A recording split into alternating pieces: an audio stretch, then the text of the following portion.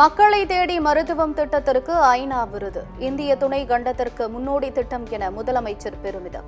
மக்களை தேடி மருத்துவம் திட்டத்தில் 1,80,00,000-க்கும் அதிகமான மக்கள் பயன்.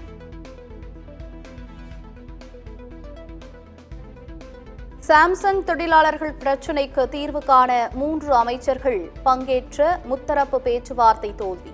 அடுத்த கட்ட பேச்சுவார்த்தையில் தீர்வு எட்டப்படும் என தொழிற்சங்கத்தினர் நம்பிக்கை.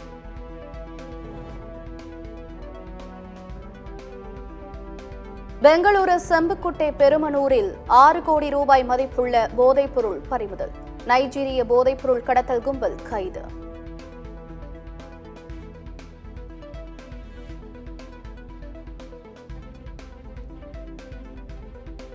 நடிகர் தனுஷ் ஐஸ்வர்யா விவாகரத்து வழக்கு தள்ளி வைப்பு. இருவரும் விசாரணைக்கு ஆஜராகாததால் அக்டோபர் 19ஆம் தேதிக்கு விசாரணை.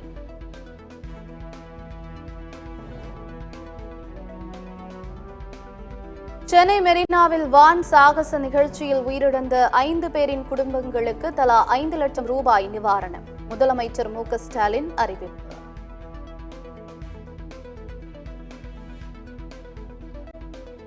காவல்துறை உள்ளிட்ட முக்கிய துறைகள் ஒருங்கிணைந்து செயல்பட்டதால் கூட்ட நெரிசல் தவிர்க்கப்பட்டது.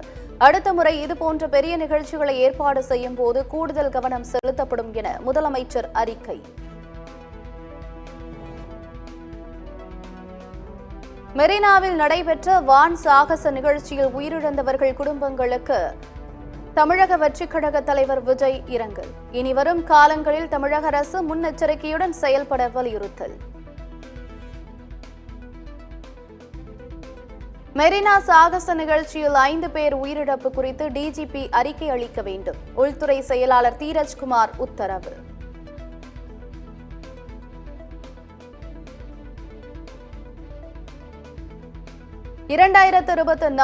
ஆண்டு மருத்துவத்திற்கான நோபல் பரிசு 2 பேருக்கு பகிர்ந்தளிக்கப்படுகிறது.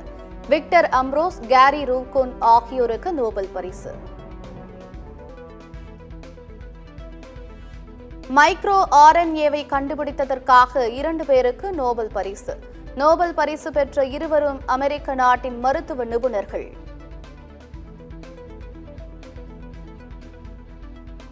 திமுக ஆட்சிக்கு வந்த பிறகுதான் போதைப் பொருட்களுக்கு எதிரான நடவடிக்கை தீவிரம். ஆளுநர் RN ரவிக்கு அமைச்சர் ரகுபதி பதிலடி.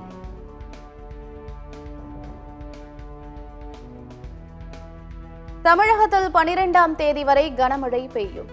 தேனி உட்பட 12 மாவட்டங்களில் இன்று கனமழை பெய்யக்கூடும். மண்டல வானிலை ஆய்வு மையம் தகவல்.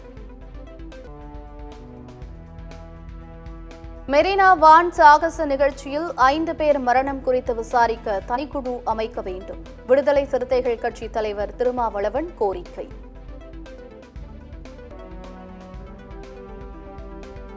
விமான சாகசம் பாராட்டுக்குரியது, உயிரிழப்புகள் துரதிருஷ்டவசமானது. முன்னாள் மத்திய அமைச்சர் ப. சிதம்பரம் பதிவு.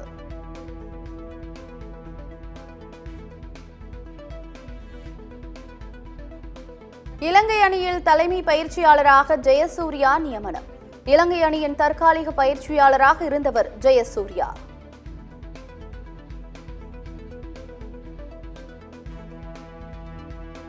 பருவநிலை மாற்றம் இந்தியா மாலத்தீவுகளுக்கு மிகப்பெரிய சவாலாக உள்ளது. இரு நாடுகளின் பிரதிநிதிகள் கூட்டத்தில் பிரதமர் மோடி பேச்சு.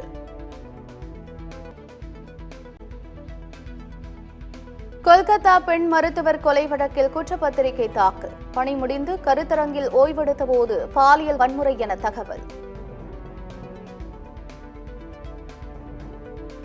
ஆம்ஸ்ட்ராங் கொலை வழக்கில் தலைமறைவான சம்போ செந்திலை பிடிக்க துபாய் விரைகிறது போலீஸ். ஆம்ஸ்ட்ராங் கொலை வழக்கின் குற்றப்பத்திரிகையில் 2வது குற்றவாளி சம்போ செந்தில்.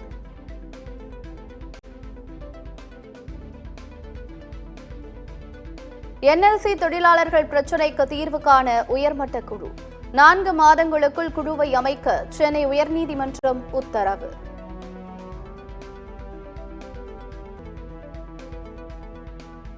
லெபனானில் 4000க்கும் மேற்பட்ட இந்தியர்கள் பாதுகாப்பாக உள்ளனர்.